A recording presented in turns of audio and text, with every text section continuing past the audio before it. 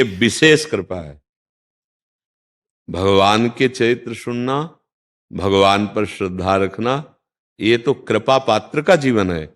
लेकिन भगवान के भक्तों में विशेष श्रद्धा करना, ये तो विशेष कृपा पात्र का लक्षण है। हरि को निज यस ते अधिक, भक्तन यस पर प्यार। एक भगवान के चरित्र का श्रवण कर रहे हैं, परम पवित्र हो रहे हैं। भगवान बड़े कृपालु हैं, निष्पाप करके, मोह का नाश करके वो जो चाहता है वो उसे प्रदान कर देते हैं। लेकिन एक भक्त दासत्व लेकर भक्त चैत्र सुन रहा है तो भगवान प्रदान नहीं करते, भगवान अधीन हो जाते हैं। भक्त चरित्र घनीभूत भक्ति हृदय में प्रकाशित करता है, भक्तों के प्रति दासत्व हरि को अधीन कर लेता है। ये तो बड़ी बात है। अगर कहीं भगवान के भक्तों में प्रीति हो जाए, भगवान के भक्तों के चरित्र सुनने में प्रीति हो जाए, भगवान के भक्तों का नाम सुमिरन करने में, सुमिरन नाम पवित्रति दरस परस अगनास, भगवान रीझ जाते हैं, भगवान अधीन हो जाते हैं।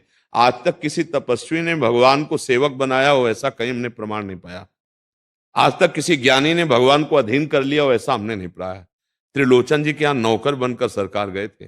क्यों? क्यों रात दिन वो साधु सेवा, भक्त सेवा करते थे। तो भगवान उस सेवा से द्रवित होकर, उनको एक सेवक की जरूरत थी कि कोई ऐसा सहयोगी मिले जो संतों के मन की बात जानकर वैसे ही रसोई बनावे और संतों को पवावे, क्योंकि उनका व्यापार भी था।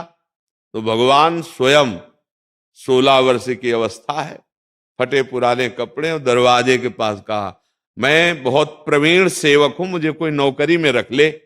त्रिलोचन जी निकले, देखा नई अवस्था। उन्होंने कहा, आइए आइए, हमें तो जरूरत है, पर हमें अपनी सेवा के लिए नहीं जरूरत है, हमें संतों की सेवा के लिए जरूरत। बोले, वो तो बचपन से हमारा स्वभाव है संतों की सेवा करना। बोले, आप क्या बना लेते हो? बोले, जो चाहो बनवा लो, कढ़ी, खीर, पुआ, पूरी सब। और हम जिसको देखते हैं उसके मन में जो चल रहा होता है हम समझ जाते हैं, ये सेवा के प्रभाव से। मुझे में कोई सिद्धि नहीं, पर हम आपके संतों को देखेंगे, उनके मन में की रबड़ी, तो हमको रबड़ी पाए। अरे बोले, हमारी बात बन गई। यही तो भगवान नौकर बन करके रहे, जानते हो किस लिए? क्योंकि संतों की सेवा में उन्होंने चित्त दी। इसमें महासही, सही नहीं, महासही। और बिना भक्त दासत्व के उत्तमा प्रेम लक्षणा भक्ति का प्रादुर्भाव नहीं होता। जिसके हृदय में भक्त दासत्व नहीं आया, भगवान को अधीन नहीं कर सकता। साधन करो, उसका फल मिलेगा, लेकिन भक्त दासत्व से ही अहंकार का नाश होता है। जो दैन्यता भगवान को प्रिय है, यही दरबार दीन को आदर रीति सदा चली आई, वो दैन्यता केवल भक्त सेवन से आती है। जैसे जैसे हम संत भक्तों का सेवन करते हैं, हमारा अहंकार गलित होता जाता है। जहां अहंकार गलित हुआ, दैन्यता आई कि हम भगवान के लाड़िले बन जाते हैं, भगवान हमें प्यार करने लगते हैं। भगवान हमें प्यार करते थे ऐसा अनुभव होने लगता है। भगवान के सिवा हमारा कोई नहीं है, ऐसा भक्तों की कृपा से होता है। और जिसे भक्त संग नहीं मिला है तो साधन तो बन रहा है, पर अहंकार भी पुष्ट हो रहा है, इसलिए वो भगवान की प्राप्ति कराने में असमर्थ है।